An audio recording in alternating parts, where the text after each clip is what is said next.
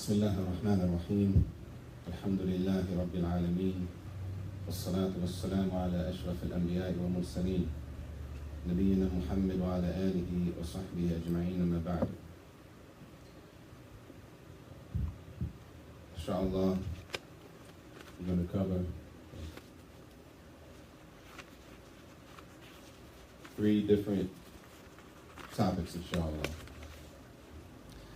The first one being a dua,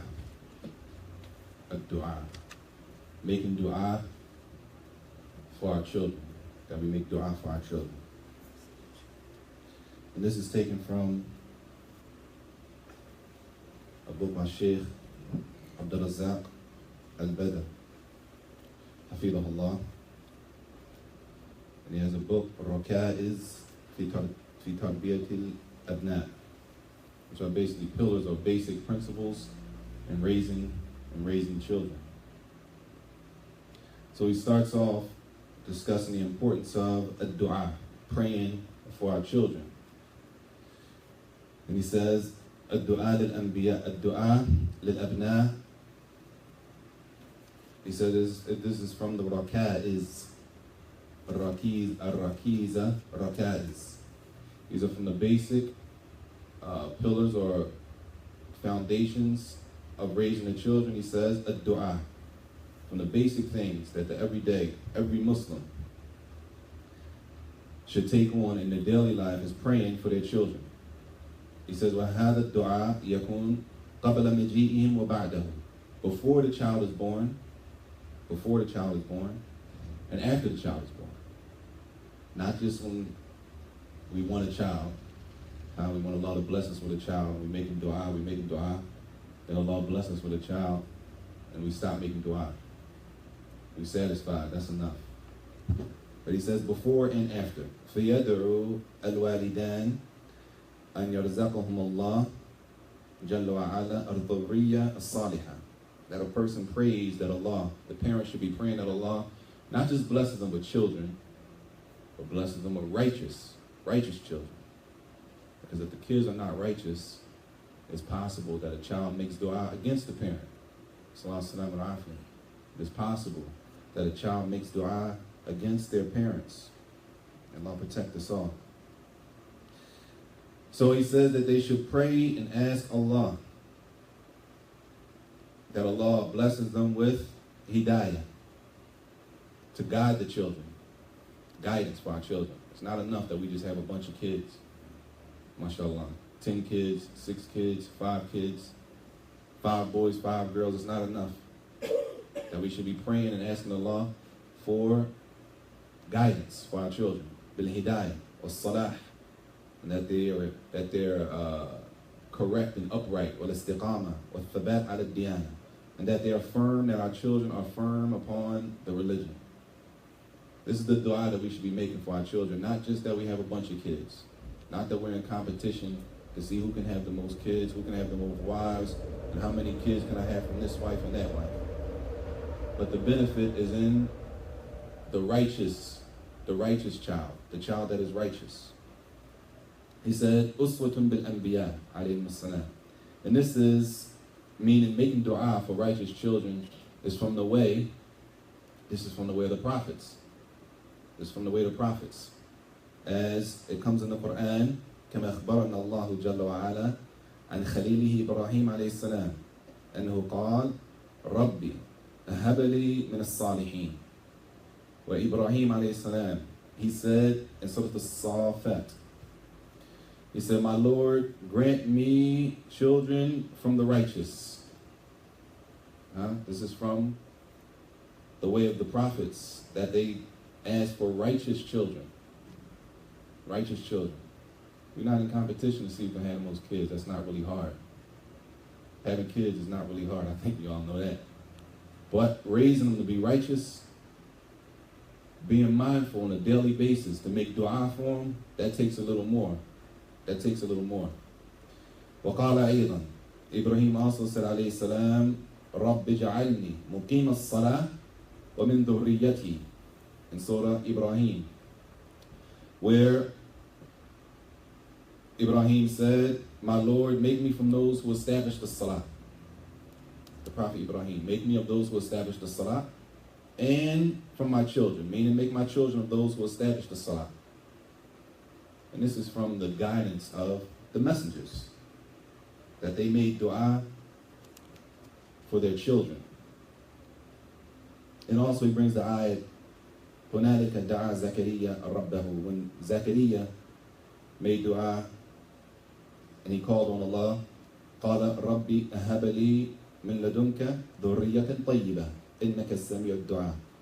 He said, oh my Lord, grant me good or righteous offspring. Indeed, you are the one who hears the dua. So this is from the guidance of the Anbiya, the prophets, that they made dua not just for children, but for righteous children. For righteous children. Also, in Surah Furqan, where Allah says, رَبَّنَا هَبَ لَنَا مِنْ أَزْوَاجِنَا وَذُرِّيَّاتِنَا قُرَّةَ أَعْيُنٍ وَجَعَلْنَا لِلْمُتَّقِينَ إِمَامًا.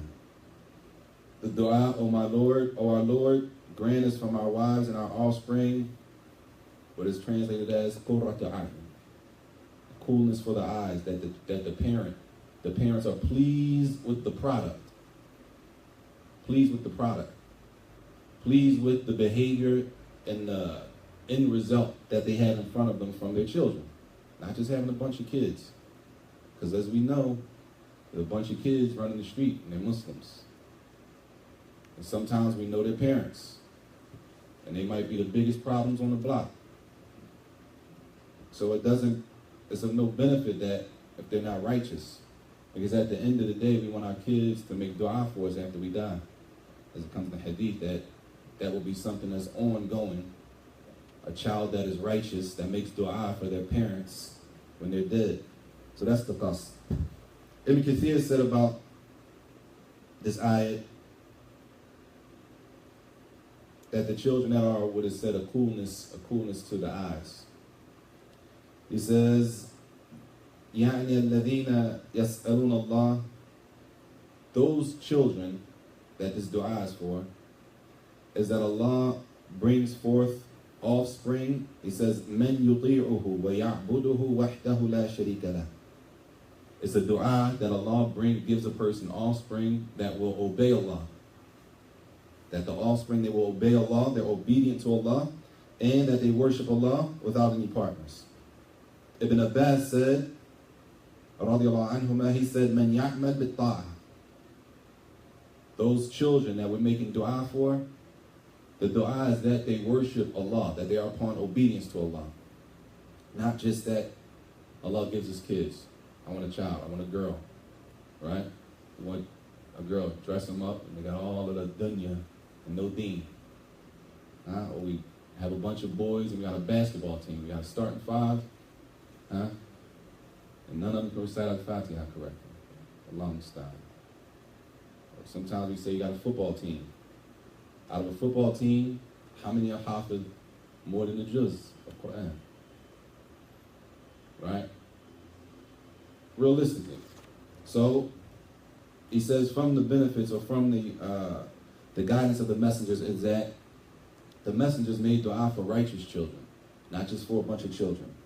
He says, وَمِن نِعْمَةِ اللَّهِ وَكَرَمِهِ أَنْ جَعْلَ اللَّهُ عَزَّ وَجَلَّ دَعْوَةَ الْوَالِدِ لِأَوْلَادِهِ مُسْتَجَابًا. And that is not rejected. From the blessings of Allah is that Allah made the dua of the parent for their offspring accepted. It's not rejected. The dua of the parents for their children is a dua that is accepted.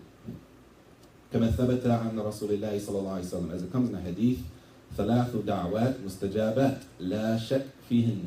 There are 3 du'as that are accepted without a doubt. 3 du'as that are accepted without a doubt. He says, firstly, da'watul walid, the du'a of the parent. The du'a of the parent, which shows the importance of us making du'a when we're in sajda. Because when we're in sajda, when we're really in the crunch, when the heat is really on with something from the dunya, bills and, we jam up, we get in a tight spot, and we seeking Allah's help, we make that dua in sajda, we make the sajda long. Then, when we really know we need Allah's help, We make the sajda long. But what about making the sajda long for a dua that the Prophet ﷺ said is answered wala shak, without a doubt? He said, la shakka fihinna, no doubt. It says in the hadith. He says, firstly, da'watul walid, the dua of the parent. He says, secondly, da'watul musafir, the dua of the traveler. And thirdly, he says, da'watul mazloom, and the dua of the one who has been oppressed, the person who has been oppressed, that dua is answered. And oppression, dhulm, is haram in Islam. It's haram. It's not permissible to oppress people in Islam. It's not permissible for a Muslim to oppress people. And there are many ayat in the Quran that discuss oppression and how the oppressors, those who oppress people, how they will be dealt with. قال تعالى والله لا يحب الظالمين. Allah says in Surah Al Imran, and Allah does not love the oppressors. وقال تعالى إنه لا يفلح الظالمين. Allah says, indeed, the oppressors will not be successful. The oppressors will not be successful. وقال تعالى إن الله لا يهدي القوم الظالمين. Allah says, and Allah will not guide the people who are oppressive, who oppress people. And there are different types of dhulm. وقال تعالى ألا إن الظالمين في عذاب مقيم. Indeed, that the oppressors are in a severe torment. And Imam Saajid said this torment يعني لا يخرجون منها أبدا, that the oppressors will be in a torment that they will not exit from. طيب, a dhulm, oppression, is different types. Do we know the different types of oppression? How many different types of oppression? Anybody know? Huh? Different types of oppression. 3 different types of oppression. 3 different ways that a person is considered an oppressor. A person is considered an oppressor from 3 different ways. But number 1, a dhulm, which is commonly translated as oppression.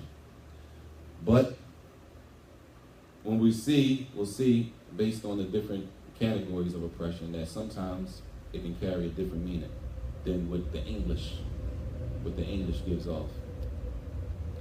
So dhulm is to put something basically in the wrong place. وَضَعُ الشَّيْء فِي غَيْرِ مَوْضِعِهِ. Right? To put something where it doesn't belong. Put something where it doesn't belong. So the first type of oppression is dhulm bayn al-'abd wa rabbih, that a person is oppressive concerning himself and his Lord. He's oppressive, right? He's oppressive concerning himself. Between him and Allah, he's considered an oppressor. وَذَلِكَ بِالشِّرْك, by putting partners with Allah in worship, right? And Allah, He called shirk, He named shirk in the Quran, He said shirk, and He called it oppression. That would mean dhulm. قال إن الشرك لظلم عظيم in Surah Al-Luqman. He said, indeed, shirk is a great form of oppression. So a person could be oppressive when it comes to his own self, between him and his Lord. That's the first type, between him, a person and their Lord, between him and Allah Jalla wa Ala. Another thani, the second type of oppression, after we heard all those ayat about the oppressors not being successful, that Allah doesn't love the oppressors, that those who are oppressive will be in a serious torment, right? A person could be oppressive by committing shirk.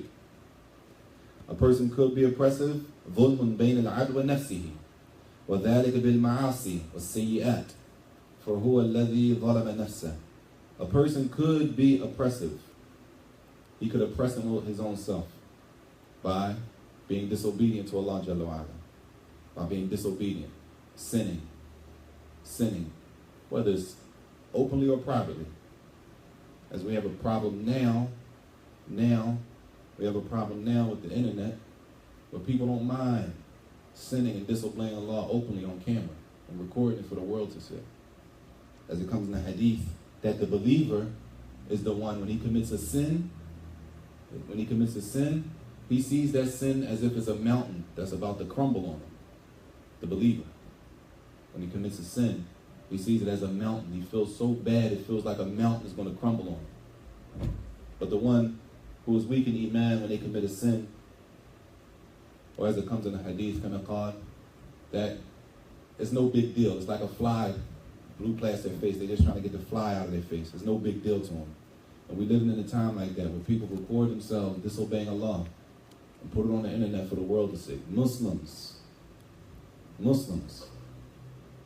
disobeying Allah on camera and put it on the internet for the world to see. We're not talking about a person who disobeys Allah and covers his own sins. But how much more a person get on camera and disobey Allah and put it on the internet for the world to say. So this is oppression, but a person oppresses their own soul as they put themselves in a predicament that they shouldn't put themselves in. Right? As dhulm, oppression, to put something in the wrong place. Right? So a person, they put themselves in a bad situation. And they oppress themselves. They put themselves in a bad situation, and they oppress themselves. And it's upon us all to make tawbah. We have to all make tawbah. None of us are free from sin, and none of us are free from mistakes. So we have to continuously make tawbah. All of this comes under the hadith that the Prophet ﷺ said, the 3 du'as that will not be rejected. 3 du'as are answered, and they will not be rejected. And one of them was the du'a of the parent. The second one was the du'a of the traveler. And this third one, the dua of the person who is being oppressed. So we don't have to, as a lot of us do, we don't have to go back to what we came from when somebody's oppressing us. Whatever it was. Most of it is in opposition to what Islam teaches us. We don't have to leave off the religion when somebody's oppressing us. But we're supposed to use the guidance of the Sunnah of the Prophet ﷺ when we're being oppressed. The dua of the person that's being oppressed is not rejected. Bila shak, without a doubt, that the dua of a person is oppressing another person, then we have to make dua. Because if we're really being oppressed, then our du'as are going to be answered. The last type of oppression, dhulm bayn al-insan wal-nas, oppression between people. The first oppression was a person between him and his Lord. The second one was between him on himself by disobeying Allah. But the third type is to oppress someone else from the creation, as we have a lot of now also. بِالتَّعَدِّي عَلَيْهِمْ فِي أَمْوَالِهِمْ وَأَعْرَاضِهِمْ وَدِمَائِهِمْ, by transgressing the limits and going overboard, and for example, taking someone's money that doesn't belong to you. So you transgress, you oppress a person. You borrow money, you don't pay them back. They come to collect the money, you don't answer the phone. You dipping, and dodging, right?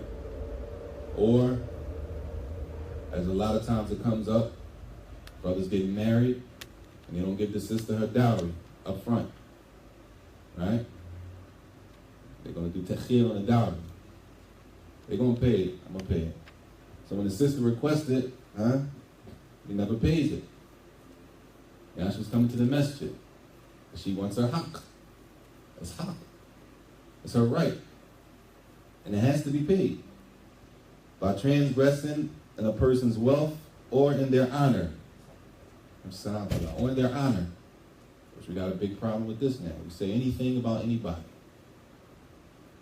The asl of a ghiba, the asl of backbiting, is that backbiting is impermissible. It's haram. Backbiting is haram. The origin is that it's not permissible just to walk around talking about people. Unless you have a valid excuse, a valid reason to talk about a person. We need to know now, what is a valid reason to speak about a person? If we don't have valid reason to speak about a person, we have to remember that Yom Qiyam is real. Yom Qiyam is real. The angels that we have with every one of us, this is real. They're recording. Stuff is being written down. We have a book where all of our actions and deeds are going to be in Yom Qiyamah. We're going to come with our books attached to our necks. As Allah said in the Quran, Surah Al-Isra, that we will all come with our books attached to our necks, and it will be said, Iqra kitabak, read your own book. It's going to be said to every person, read your own book. كَفَى بِنَفْسِكَ يَوْمَ عَلَيْكَ حَسِيبًا. As you are enough. We will all be enough as a witness against our own selves. We don't have time. We don't have time to do anything outside of obeying Allah Jalla wa Ala, especially in the type of environment we live in. We don't have time to do anything that's not productive for our children. We don't have time. In general, we don't have anything established anyway outside of the bare necessities for an Islamic community. We have bare necessities. Masjid, a place to play, and classes in the masjid. That's bare minimum. That's nothing like out of the roof. Muslims gotta have somewhere to play. It's supposed to be a masjid. Like, people have to learn. It's supposed to be class. That's not like special. That's bare minimum. What do we have established for the next generation? This is what we should be building on. Running around talking about everybody and scaring off each other that's wasting time. 15 years already went by. And the same situation is the same. Masjids and a couple classes. MashaAllah. Dhulm, oppression. It says, speaking about people, their honor. The honor of the Muslim is sacred. This is Islam 101. This is like Islam 101. That a lot of those people that we frown the nose up, they implement these basic tenets. This basic stuff, they got this down. They might have an issue somewhere else. But this stuff, this 101, they got the 101 down. They might not have the advanced level courses down. But they got the 101 down. Or that a person oppresses a person with their, meaning shed blood. Fighting, shooting, attacking Muslims, attacking anybody who you don't have the right to attack. All of this falls under oppression. And that the dua of the one who's being oppressed, as the Prophet ﷺ said, is a dua that is mustajaba, da'wah mustajaba. It's important to know, brother, this hadith, akhrajahu Abu Dawud fi Sunan. And it's in Abu Dawud, and it's in At-Tirmidhi, from the hadith of Abi Hurairah, radiyallahu anhu, wa sahahahu al-Albani. Shaykh al-Albani said the hadith is authentic. And then the hadith, brothers, the Prophet sallallahu alaihi wasallam said, la shakka fihin, no doubt, that if we're being oppressed, then we need to make dua against the one that is oppressing us. That's if we're using the guidance of the Prophet alayhi salatu wasallam. If we want to use what we used to doing, then we can't expect, any results. You can't expect the best result when you choose to leave off the guidance of the Prophet ﷺ and choose to take another route. Sayyid. He says after that, he says at Tambih, that we have to be careful also, the parents have to be careful not to make dua against their children. Not to make dua against their children. So a person might say, why would somebody do that? Why would somebody make dua against their children? He says, La siyama fi hal al-ghadab. Especially in the time of anger. People get angry and they say anything. Right? They get angry and they say anything. فَلَا يَتَعَجَّلَ بِالدُّعَاء عَلَى أَوْلَادِهِمَا. So a person should not be hasty and can't control themselves and make dua against their children. Make dua against their children. He says, and if that dua is answered, ثُمَّ يَنْدَمَا, then they're regretful. They make the dua against their children, and then if Allah answers the dua, they're regretful. He says they're regretful. It says, nadama shadida, a serious, a heavy regret after they make dua against the child. He says, and the Prophet ﷺ, he warned us from making dua against our children, which shows that it's possible a person makes dua against their children. As he says in the hadith, la tad'u ala anfusikum. Do not make dua against yourselves. Do not make dua against yourselves. Wa la tad'u ala awladikum. And don't make dua against your children. Wa la tad'u ala amwalikum. And don't make dua against your own wealth. which shows in itself, the hadith shows in itself that it's possible that a person, in the heat of the moment, angry, upset, the situation, they end up making dua against their own self, or maybe against their children, or maybe against their own business. And this hadith is in Sahih Muslim. This hadith is in Sahih Muslim. Akhrajahu Muslim in the Sahih. And Allah says in the Quran in Surah Al-Isra, وَيَدْعُ الْإِنسَانُ بِالشَّرِّ دُعَاءَهُ بِالْخَيْرِ. And mankind makes dua against himself with evil. Just the way a person may rush to make dua for something good, a person may rush and make dua against their own selves for some evil to fall upon themselves. And Qatada rahimahullah, he said about that ayat, he said, يَدْعُو عَلَى مَالِهِ فَيَلْعَنُ مَالُهُ وَوَلَدُهُ وَلَوْ اسْتَجَابَ اللَّهُ لَهُ لَأَهْلَكَهُ. So a person, based on that ayat, he said a person may make dua against their own wealth, against their own business, their source of income. They make dua against their own selves. Or they may curse their children. They may curse their children. He said, and if Allah was to answer that dua, they will be destroyed. Imam Saajid rahimahullah, he said, وَهَذَا مِنْ جَهْلِ الْإِنسَانِ وَعَجَلَتِهِ حَيْثَ يَدْعُو عَلَى نَفْسِهِ وَأَوْلَادِهِ وَمَالِهِ بِالشَّرِّ عِنْدَ الْغَضَبِ. He said, this is from ignorance of a person, that a person is angry and upset, they can't control themselves, and they end up making dua against their own child. This is from jahl, from ignorance. Or they make dua on their own means of income, their wealth. He said, this is وَيُبَادِرُ بِذَلِكَ الدُّعَاءَ كَمَا يُبَادِرُ بِالدُّعَاء فِي الْخَيْرِ. They said in the same way that they would rush to make dua for something good, sometimes a person, they rush and they make dua for something evil against their own selves. And this is something to be careful. It may not seem realistic, but when we say curse, when we make dua against them, you curse them, not with a curse word. Not with a curse word. We say you wish something bad on them. Right? You might wish something bad. I hope this happens to you. In Arabic, they use the word. Sometimes the Arabs, they use the word for cursing. Learn. It's hard. Arabic is a hard term. It's a hard term.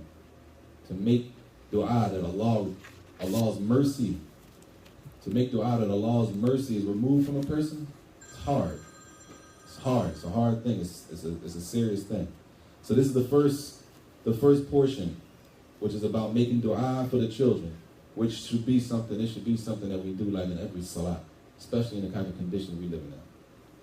And the type of areas that we come from, and the type of situations that our children have to face, and the type of environments that our children are in, we should be making dua that Allah protects our children. Our sajda, our sujood should be long. We shouldn't be in a rush. Especially if we're in a house or we're somewhere praying the sunnah. We're on our own, that we should be making dua for our wives. The wives should be making dua for their husbands. The parents should be making dua for the children. And if the parents are teaching the children, then the children should be making dua for the parents. That's if we teaching it. The environment is the environment of learning and benefit inside the house. Then, it's a serious thing. We see it every day. Kids in the masjid 1 year, 2 years later, Allahu Musta'an. Allahu Musta'an. You ask about them, nobody seen them. You ask the father, how's Fulan doing? Make dua for him. It's the only thing, make dua for him. We should be making dua for him before it gets to that point. Tayyib. The second portion he has in this book is Ar-Rifq wa-Rahmah. And this, in a way, goes against what some of us are used to. Some of us are not used to being gentle and having mercy with people, especially with boys. Especially with boys. It may not be from our culture, it's not from our norm, it's not from our custom to be gentle with our boys. Right? You gotta toughen them up. So, can't be all soft, right? Can't be soft, right? Like, there's a time and a place for everything now. It's a time and it's a place for everything. So he says, "Arifq wa lutf bihim," that a person is gentle with the kids. Huh? They're not in boot camp. The kids, they come in the masjid, they run around. I'll tell you. Huh? It's not a crime. They're kids. They're kids. Sometimes they talk during the class. I'll tell you, it's a kid. You gotta, show you. You can't be so hard on them. They don't want to come to the masjid. Can't go there. You can't even talk when you go there. Right? You can't even talk when you go there. You got to sit up straight the whole 40 hour and a half straight. Hey, the kids got to be kids. Huh? We can't take them so far that they don't want to come to the masjid at all. Now you tell me we're going to the masjid. Which one? How long are we going to be there? Is it a class or are we just going to pray? All right? It has to be some leeway. It has to be some balance. It can't be, you say sneezes. What are you sneezing for? Can't sneeze? Sneeze. You know what I'm saying? It has to be balanced. We have to have some type of mercy. That doesn't mean you let people smack him in the face when he goes out. That's not that.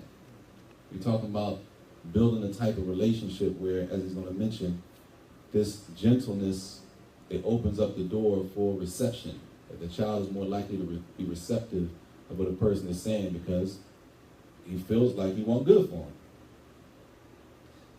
So he says, a warning from being too hard. A warning from being too hard. وَالْهَذَرْ وَالْبُعْدْ عَنَ الْغَضَّةِ وَالشِّدَّةِ وَالْجَفَاءِ. And warning against being too hard with them, being too stern. Everything has a time and a place.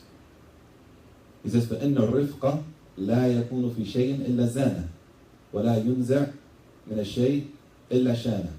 This is a hadith that is in Sahih Muslim, where the Prophet ﷺ said, gentleness is not put in a thing except that it beautifies that thing. Whenever you're gentle with something, it beautifies it. He says that gentleness is not removed from something. When you remove the gentleness and the mercy from something, that it removes the beauty from it. And we can, a simple example is more than likely if a brother or a sister makes a mistake and you go to him nicely and you go to him smiling, say, "Assalamu alaikum, how you feeling? MashaAllah." And you approach him like that, more than likely they're going to accept what you're saying. It's not rocket science, right? More than likely. More than likely. It's a better chance. They could not accept it maybe, but it's a better chance. Right? But if you go to him, sound like, man, face balled up, you looking him up and down, why you praying? Why you doing that? That ain't from Sunnah. Hey, they might be a new Muslim. Or maybe they just don't know what the Sunnah is. But one thing's for sure, you're not going to come and just talk to me like that. So I don't care what you're saying at all from this point on, really. Right? Then they shut you down. They shut down after that. Based on the approach. Based on the approach. You're not gonna come here and scream at me. I don't know what you're saying at this point doesn't even matter anymore. Because the person's turned off just by removing the gentleness from the approach itself. Tayyib. He says, this mercy in rifq يجب أن تبدأ مع الأولاد منذ صغرهم وتمضي وتستمر معهم. That it should start when they're small. It should start when they're small, but it should be continuous. It should be continuous. And that's one of the biggest benefits outside of the classroom of living with the Muslims in Mecca. One of the biggest benefits is you see how merciful they are with each other, how soft they are, how soft that the Muslims are with each other. That you wouldn't see. You don't see a man. To us, we're almost like the man in the hadith of the Prophet ﷺ. Huh? We're close to the man in the hadith that he's going to mention. The man who wouldn't kiss his kids. Right? We're close to that. Alongside. We're closer to that. We're closer to that. And Mecca is Eid. A person doesn't see his father, especially outside, or his mother, especially outside in the street, except that he kisses his father's head. Huh? I'm talking about grown, not 20-year-olds, 30-year-olds. He's 30 years old, his father is 50 or 60, he kisses his head. He's 20 years, he still kisses his father. If your 15-year-old walks up on you and gives you a kiss, right now, huh? Huh? What's wrong with you, man? Right? Allah understand. We go somewhere else. Yo, you kissing me. Like, what are you doing? Allah understand. Huh? If the father comes in the room and they say they stand up and they go to him, that's from their custom, but it's a benefit in it. Do you have to stand up when a person comes in the room? That's not the issue. The issue is the respect level and the mercy that it's a level. You're talking about grown men going and kissing his father. And they have no problem with it. They see their mother in the street, their mother, they kiss their hand and the head. Mercy, soft. If they don't know you, huh? Take you by the hand, pull help, it's soft. It's okay. It's not saying, let people smack you around and take advantage of you. That's not the issue. We're talking about dealing with our children in the house and raising them. Huh? It can't be, as we say, stone all the time. It can't be ice, rock hard. Everything is rock hard. It's going to push away. It's a push away. That's something that push our kids away. As he says here, he says that this softness, sababun liqurb al-abna min abaihim. This is a reason for the children to be closer to their fathers. He said, and this is also a reason that will make it easy, to talk to the children. Maybe you want to give them some advice. You want to pull his coat on something. You want to tell them about it. It's easier. It's easier for the child to be receptive because he knows that you only want good for him. He says, and it's easier to give him advice. It's easier to give him advice. And it's also more likely that they will accept the advice based on this gentleness. And as we said, this is not a call to weakness. As we have to remember, with the culture, what our culture and our custom and what we're used to is not the gauge. The gauge is the Quran and the Sunnah of the Prophet ﷺ. If our custom agrees with the Quran and the Sunnah, then we keep it. If our custom goes against the Quran and the Sunnah, then we leave off the custom and we follow the guidance of the Quran and the Sunnah. And this is important, that not all of our customs are bad. Because we live amongst non-believers, we live in a land of disbelief, doesn't mean all of our customs have to be trashed. But some do have to be trashed. Some have to be trashed. Because if we keep following them, it's not possible. Some of our customs, if we keep following them, it's not possible to implement the guidance of the Prophet ﷺ, the guidance of the Quran and the Sunnah. It's not possible. Some things have to be done away with. We have to. And every city may have their own thing. I don't know about AC, but I know here, we got a problem. We know the hadith of the Prophet ﷺ. I think everybody, in every message you go in, they know the hadith. Smiling in your brother's face is sadaqah. So, where is that hadith? Allah, where it is. But we all know it. Smiling in your brother's face is sadaqah. So, not here. Because here, smiling is like you soft. You smiling at me for? There was a brother, actually he was in AC a long time. I'm not picking it, I'm just saying it's a real story. The brother, he was from AC. So he said he went to the masjid, get a brother salam, Assalamu alaikum, how you feeling, man? Alhamdulillah. Brother said, Alhamdulillah, I'm good, man. Why are you smiling at me, That's what he asked him. He went happy to the masjid, saw her, Assalamu alaikum, how you feeling, man? Alhamdulillah. Alhamdulillah, I'm all right, like, why are you smiling at me, bro? I'm just happy to see the brothers, man. Alhamdulillah, how you been, man? I've been good. What What are you smiling for? Man, I'm just happy to be behind with the believers, man. SubhanAllah. That's the brother from AC said. I'm just happy to be here with the believers, man. SubhanAllah. The brother stopped and said, so you mean to tell me? He did say. He said, so you mean to tell me you smiling at me just because? We couldn't look. If our custom goes against the guidance of the Prophet ﷺ, we have to leave it off. Or it's impossible to implement the hadith. You can't follow the guidance if you're sticking to something that goes clearly against the guidance. Right? He was dead serious. He said, the brother looked at me and couldn't believe that I was just happy to see him. Allah musta'an. Point being, if it goes against the guidance of the Prophet ﷺ, we have to leave it. Everything doesn't go against the guidance of the Prophet ﷺ. Huh?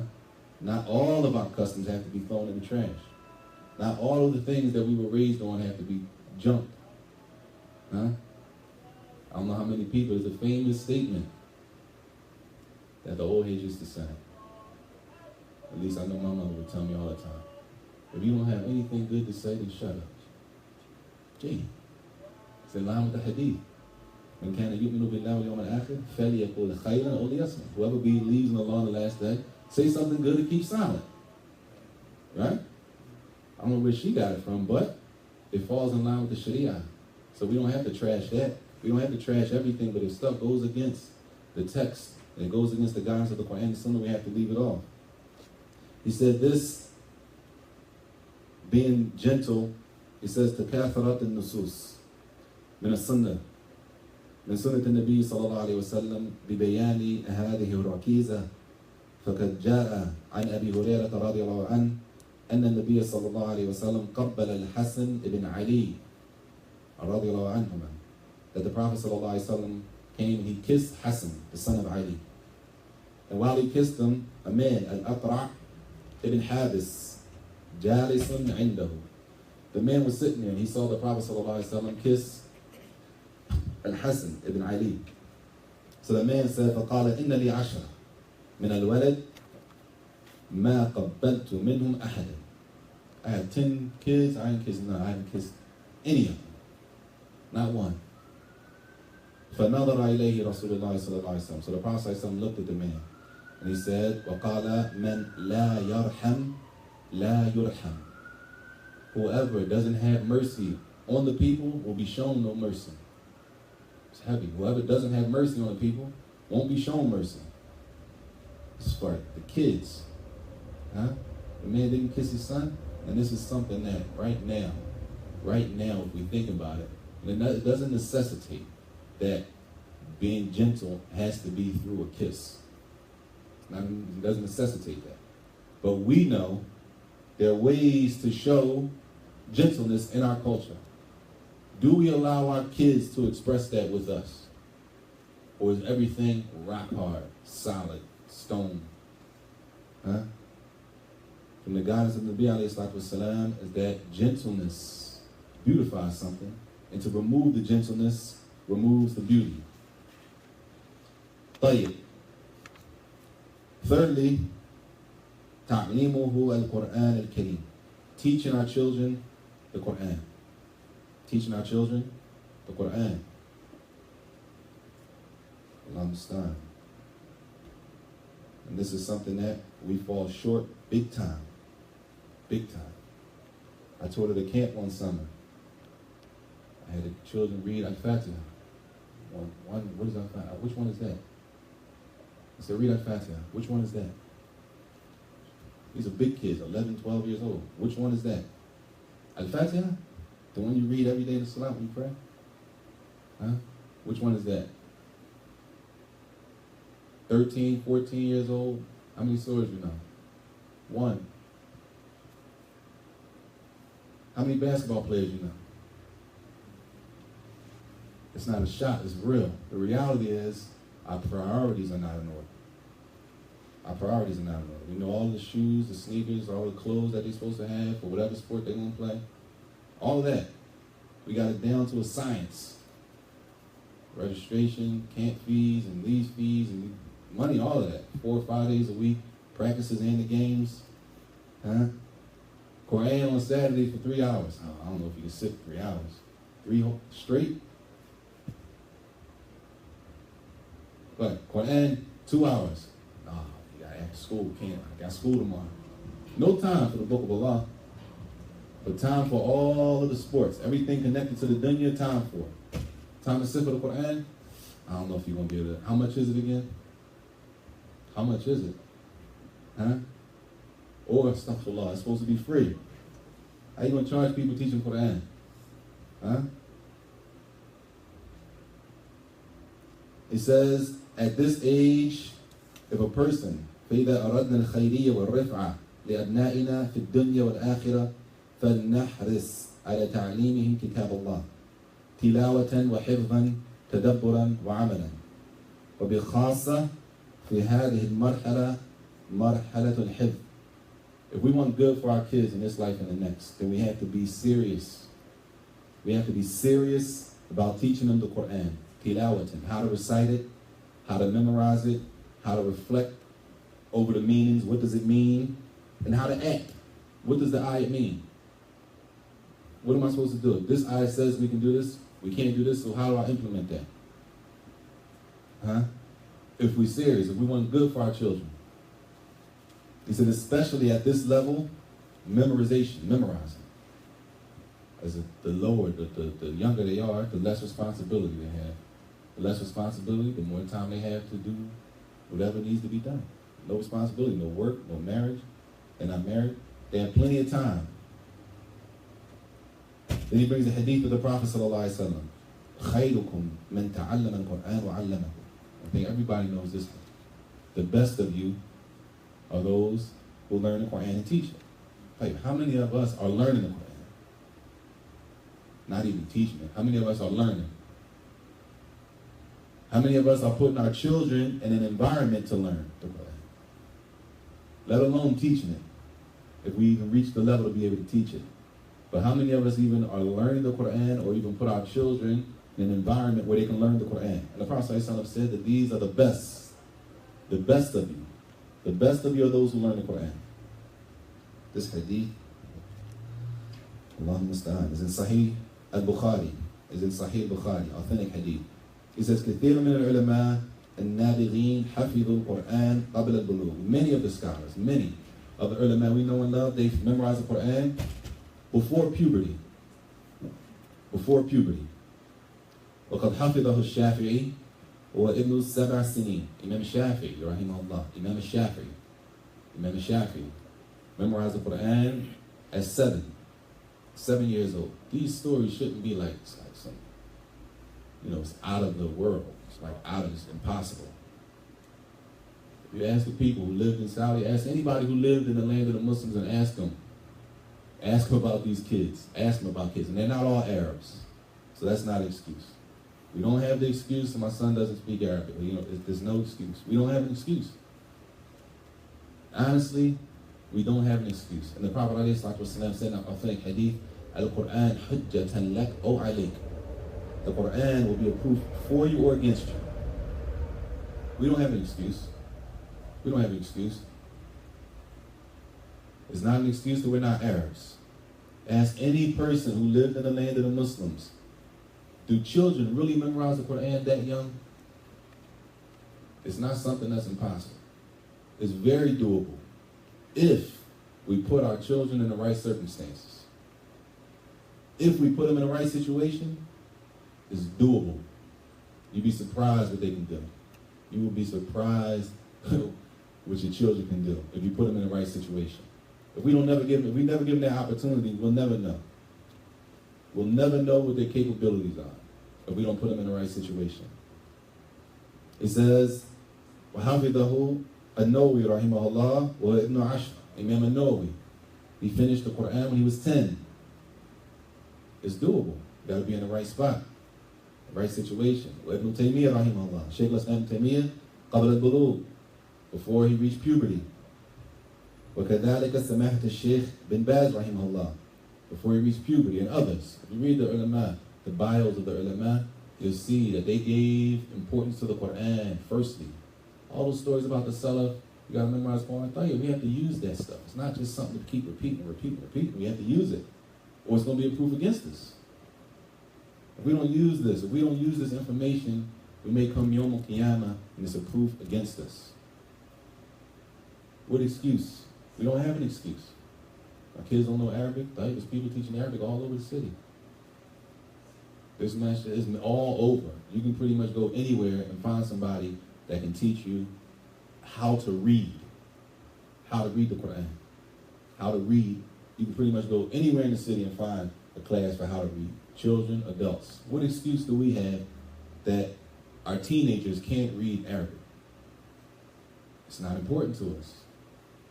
What's important to us are those tights that they wear under the basketball shorts. I forgot the name. Compression pants. That's muhim. Headbands. Right? The sleeves. All the sports, all that stuff is important because we don't play. When it comes to that, they got everything. This one and the sneakers and this shoe and that shoe. I'm not saying it's haram. I'm not saying that. But where's the importance to Al-Islam, the religion? Where's the importance to the Quran? What's going to hold them? If we die today or tomorrow, what's going to hold them? What's going to keep them on the religion? Their names? The name? We have to give them something to stand on. What better to stand on than the Book of Allah? He said, وَقَدْ حَرِصَ السَّلَفُ الصَّالِحِ عَلَى حِفْظِ الْقُرْآنِ الْكَرِيمِ وَتَعَلُّمِهِ وَتَعْلِيمِهِ لِأَبْنَائِهِ. And the Salaf, they were serious. They were serious about teaching their kids the Quran. And this is all throughout tons and tons of narrations. You can do a whole class just reading the narrations on how serious they were with their kids with the Quran. The Quran to us, Allahu Musta'an. Allahu Musta'an. Allahu Musta'an. And brothers, this is an encouragement that we have to give our kids opportunities. We have to give them opportunities. I know a brother, he learned the Quran in 2 years, at 10, from 10 to 12. How serious are we? His father took him out of school at 10 years old. Took him out of school, homeschool. Like, homeschool. Some of us, we got our kids homeschooling, right? Homeschool, took him out at 10. At 12, he was finished. At 12, he was finished. 2 years. Took him out of school at 10, found a sheikh, sat with a sheikh 5 days a week. 12, he's done, khalas. The rest of his life he does review. Allah Akbar. And he said when he went back to school at 12, it was one of my classmates. He said when he went back to school at 12, it was like he didn't miss anything. He wasn't behind on anything. But his father saw it severe and important enough to take his son out of school. That's how important for him it was for his son to learn the Quran.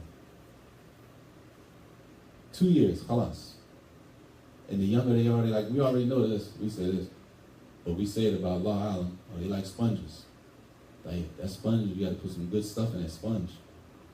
You can't let that sponge soak up a bunch of nonsense. Before you know it, they be looking to get married. And still, Jazamah. Long time. We have to put our kids in situations where they can exceed. The brother I'm telling you about right now, he wasn't Arab. He wasn't Arab. We don't have an excuse. Ask any of the brothers who study any of the Jamias, or was any of the Muslims, it's not like it's only Arabs that's doing this stuff. Imam Bukhari, rahimahullah. Sahih Bukhari. Imam Bukhari wasn't an Arab. Neither was Imam Muslim. They don't have to be Arabs. They learn Arabic. We can learn Arabic. And there's people doing it. There's people doing it. But we have to prioritize. We can't keep giving the Quran a back seat. He brings a hadith. And we'll stop with this. He says, فَكَانَ السَّلَفْ يَحْرِصُونَ عَلَى تَعَلُّمِ الْقُرْآنِ وَفَهْمِهِ وَالْعَمَلِ بِهِ. That they were serious about learning the Quran, understanding the Quran, and acting on the Quran. Al-Quran hujjatan lak or alayk. Quran is either going to be a proof for you or against you. Not just memorizing a bunch of stuff and be still acting like a fool on the street. So he'll say out to lunch. He's out to lunch, off the hook or whatever all those ayat, but you couldn't tell. Understanding it and implementing it. He says, وَهُوَ الْأَسَاسِ And this is the foundation. فَقَدْ كَانَ النَّبِيُّ عَلَيْهِ الصَّلَاةُ وَالسَّلَامُ خُلُقُهُ الْقُرْآنِ. As Aisha radiallahu anha said, that the adab, when they came and they asked Aisha radiallahu anha, the wife of the Prophet sallallahu alaihi wasallam, who was in the house with him, so she saw behind closed doors what they couldn't see. How was his adab? How was his character? Alayhi salatu wassalam. She said, خُلُقُهُ الْقُرْآنِ. His Quran, his character was the Quran. He was implementing the revelation. It wasn't just something to be read off when we all in the masjid. Reading it off like a newspaper. Just finished this story. Like, he behaved like that. It wasn't just a dress thing. He dressed up and knew a couple words of Arabic, in front of the brothers. But if you see somebody at his workplace, they say, "Who? Oh man, he off the chain. Y'all pray together?" It's reality. You got to stop playing dress up. You can't play dress up. This thing is real. His adab was the Quran. His behavior was the Quran. خُلُقُهُ الْقُرْآنِ is what Aisha radiallahu anha said. He said it's something that should encourage the fathers or the parents على الحرص في تعليم أبنائهم القرآن ما جاء في ذلك من فضائل التي أخبر بها النبي عليه الصلاة والسلام. Something that should encourage the parents for their kids to learn the Quran, or putting them in a situation where they can learn the Quran. There's a hadith عن سهل بن معاذ الجهني رضي الله عنه أن رسول الله صلى الله عليه وسلم قال من قرأ القرآن وعمل به ألبس والداه تاجا يوم القيامة ضوءه أحسن من ضوء الشمس في بيوت الدنيا فما ظنكم بالذي عمل بهذا. It's recorded by Abu Dawood. And this portion of the Quran is taken from another book, Tarbiyatul Awlad, the Taqdeem by Sheikh Salih Fawzan. In the book is not by Sheikh Salih Fawzan. He wrote a muqaddimah, an introduction to it, due to the benefit that he found in it. The hadith says, whoever reads the Quran and acts by it, that his parents will be given a crown, Yawm al-Qiyamah. They will be dressed up with a crown, Yawm al-Qiyamah. Allah make us from them.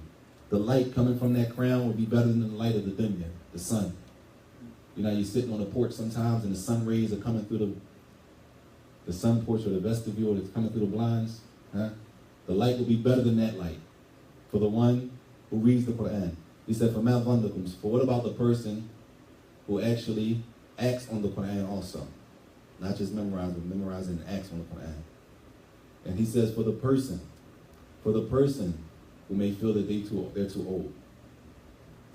وَإِذَا مَنْ فَاتَهُ رَقْبُ الْحِفْظِ وَكَبُرَ سَنُّهُ وَأَصْبَحَ الْقُرْآنِ يَتَفَلَّتُ مِنْهُ. For the person who feels that they're old, I don't know if I can memorize like that anymore. Which, that in itself is still not. You got to hear these stories of people who finished memorizing the Quran when they were 80. 80. You got to see in the Quran circles for the women. The Quran circles for the women. As my wife told me, it was a woman in there so old, memorizing the Quran with them. She was so old you could see her veins, like grandma old. Grandma old. When the veins, the green, you can see the veins in the hand. She's in there reading the book of Allah. What excuse? We don't have an excuse. Except that we're busy with something that we see to be more beneficial, or something that we see to be more of a priority. That's what we're busy with. Old lady with veins coming out still memorizing the Quran. But he says anyway, if a person feels like that they've reached the level where they don't know if they can memorize, they don't know if they can do it, he says, فَلَا فُوتُكَ أَجْرَ حِفْظِ أَبْنَاكَ. Don't let the opportunity pass by where your children can still benefit. And you can still benefit from your children learning the Quran. Yawm al-Qiyamah. And this is the last portion as we'll stop for the salah. And I say lastly that this ta'lim al-Quran is something that we really have to give importance to. As wallahi, I don't know if we're going to have an excuse on Qiyam. That I'm looking around, I see brothers that I've been known for years. And I don't know personally not one hafiz from our children. 15 years. 15 years go by, 20 years. Not one hafiz that we've produced. We're not saying that everybody has to be a hafiz, but subhanAllah, when we die off, who's going to lead the salah? Huh? Who's going to lead the salah?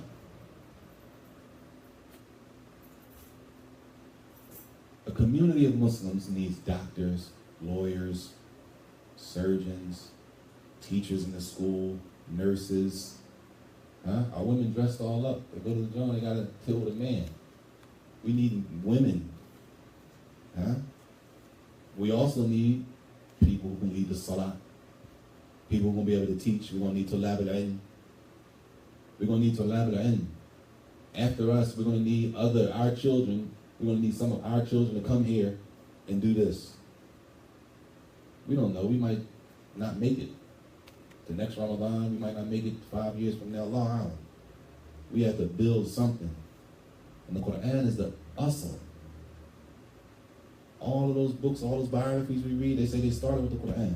We start with, I'm not even going to say that because that's going to be a whole Twitter session if I say that. I won't even say that. But we're not starting with the Quran. We're starting with books that our ulama have written. Which is khair. It's khair in them. It's good in them. But the asl is the Quran. And we know all of those narrations. They would ask, they would go sit with them. They would ask, did you memorize the Quran? La, go back and memorize the Quran. As a story I heard maybe 2 weeks ago on the lecture, I forgot who was giving the sheikh. I forgot what it was. The man wanted to memorize. He came and he said, Sheikh, he wants to memorize Saajid was stuck there. He wanted to memorize Saajid was stuck there, a book of fiqh. So the sheikh said to him, did you memorize the Quran? He said, La. He said, Tayyib, you're going to memorize the statement of the ulama before you memorize the kalam Allah, the statements of Allah? You're going to memorize the books of the statements of the scholars before you memorize the statements of Allah? Huh? He said, La. He said, go memorize the Quran, then come back. He went back and memorized the Quran. Fairly. He went and memorized the Quran. Not just, all right, just fall back and go memorize it anyway. Shit. He went and memorized the Quran, came back. Shit. I want to memorize Bulugh al-Maram.